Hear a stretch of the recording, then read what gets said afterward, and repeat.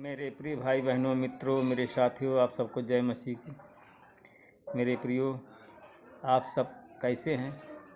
कुशल से हैं? मुझे पूरा उम्मीद है कि आप सब लोग कुशल से हैं। मेरे प्रिय भाई बहनों, मित्रों, साथियों, आज मैं सुबह के सामने आप लोगों के सामने फिर उपस्थित हुआ हूँ। मैं आपके लिए प्रार्थना करूँगा, आपके परिवार के लिए, रिश्तेदारों के लिए मैं प्रार्थना करूँगा। सबसे पहले मैं वचन बताऊँगा। अगर आप लोग इस चैनल को सब्सक्राइब ना किए हों तो सब्सक्राइब कर लें और लाइक करें, शेयर करें। जो लोग पुराने लोग हैं वे लोग इस वीडियो को देखने से पहले लाइक करें और शेयर करें। मैं प्रियो, आज सुबह के समय में मैं आज भजन संहिता 63 अध्याय का मैं चौथा वचन लेकर के आया हूँ और इस वचन के द्वारा मैं बात करूँगा और इसी वचन के द्वारा मैं प्रार्थना करूँगा। और वह वचन यह है मेरे प्रियो, जब तक मैं जीवित हूँ तुझको धन्य कहता रहूँगा और मैं तेरी ओर अपने हाथ फैलाऊँगा और तेरे नाम से प्रार्थना करूँगा। आमीन। मैं तेरी ओर हाथ फैलाऊँगा और तेरे नाम से मैं प्रार्थना करूँगा। मेरे भाई और बहनों, मित्रों, मेरे साथियों, हम देखते हैं पुराने नियम से हम देखते हैं यिर्मयाह की पुस्तक में 24 अध्याय का उसका बेबीलोन का राजा था और उसके राज्य में नबूकदनेस्सर, यहूदा प्रदेश का राजा यकोन्याह बेन और यहोयाकीम तथा यहूदा प्रदेश के सामंतों, ये सब थे। मेरे प्रिय भाई बहनों, मित्रों, मेरे साथियों, हम देखते हैं कि प्रभु उनको बेबीलोन नगर में लाया। वहाँ के देश के लोगों को, कारीगरों को, लोहारों को, सामंतों को वहाँ पर लेकर आया, यरूशलेम नगर। मेरे भाई और बहनों, मित्रों, मेरे साथियों, तब प्रभु ने मुझको दर्शन दिया। जब लाया तो कहा कि प्रभु तब मुझे दर्शन दिया और दर्शन में दिखाया कि मैंने देखा कि प्रभु के मंदिर के आंगन के सम्मुख 2 टोकरियां रखी हुई हैं। परमेश्वर ने मुझे दर्शन में दिखाया कि प्रभु के सम्मुख आंगन में 2 टोकरियां रखी हुई हैं। मेरे भाई और बहनों, मित्रों, मेरे साथियों,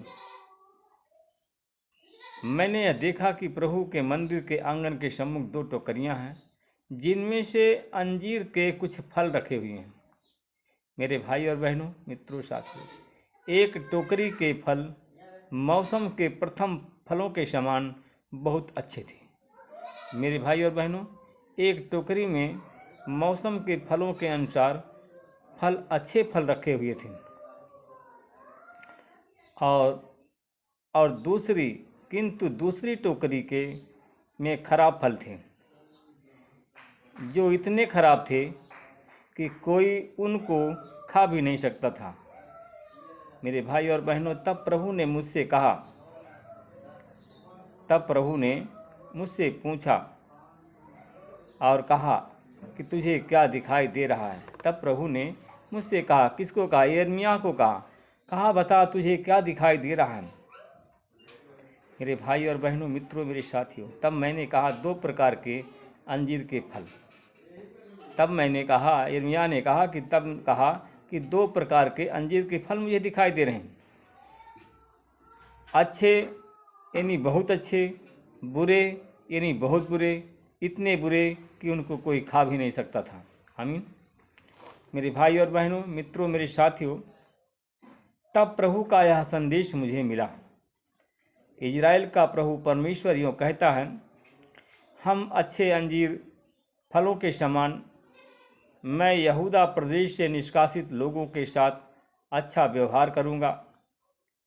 यद्यपि मैं उनको इस देश से निकालकर कसदी जाति के देश में भेज दिया है।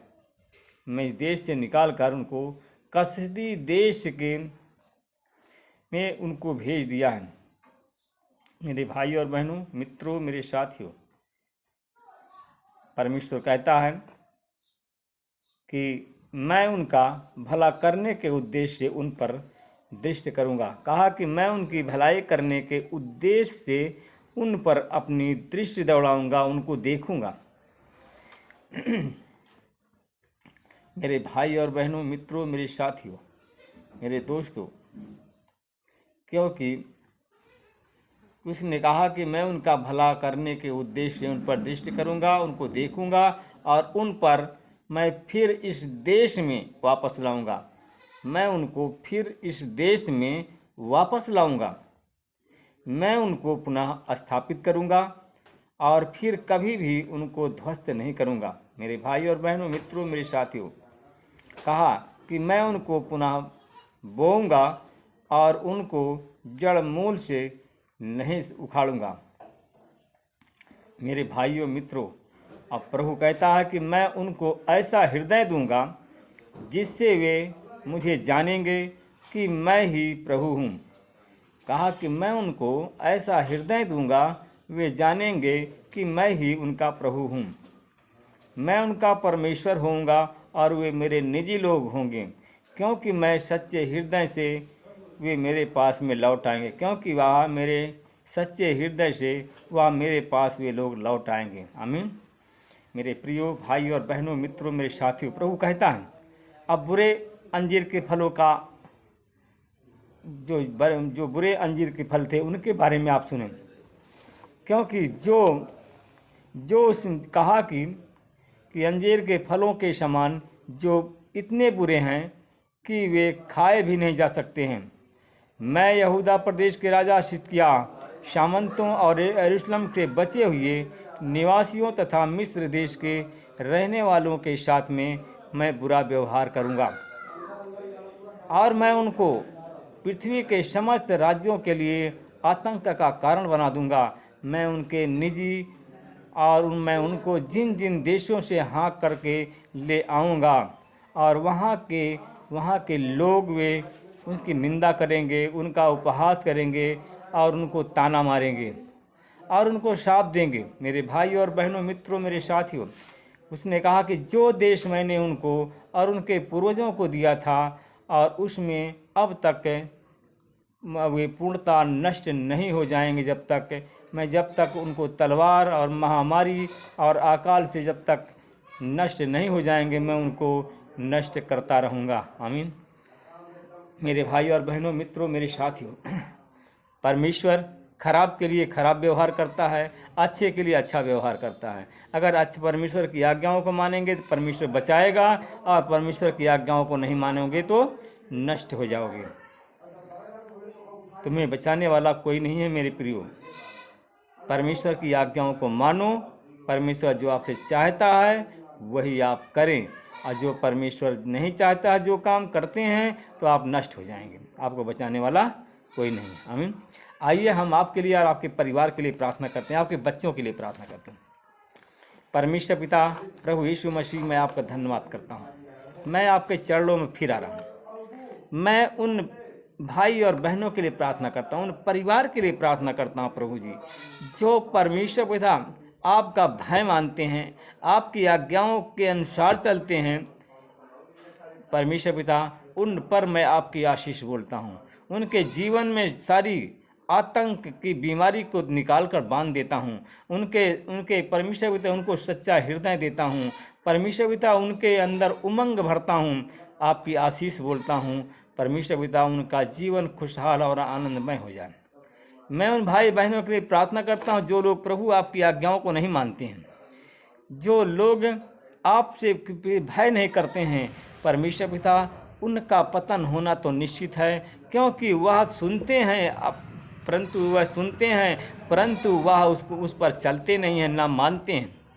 वो अपने मनमानी चलते हैं। परमेश्वर पिता, अगर जब मनमानी वो चलते हैं तो मनमानी उनको फल उनको मिलेगा, मनमानी।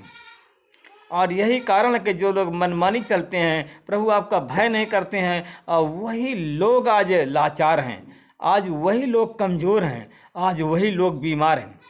आज उन्हीं लोगों के घर में लड़ाई झगड़ा पैदा हो रही है और वही लोग बर्बाद हो रहे हैं, वही लोग नष्ट हो रहे हैं। परमेश्वर पिता मैं धन्यवाद करता हूँ। शैतान तो नष्ट करने वाला है, शैतान तो बर्बाद करने वाला है, क्योंकि परमेश्वर पिता मैं उन भाई बहनों के लिए प्रार्थना करता हूँ, उनके मन और भावनाओं को बदल दीजिए परमेश्वर पिता। शैतान उनको नष्ट करना चाहता है परमेश्वर पिता उन्हें बचा लीजिए।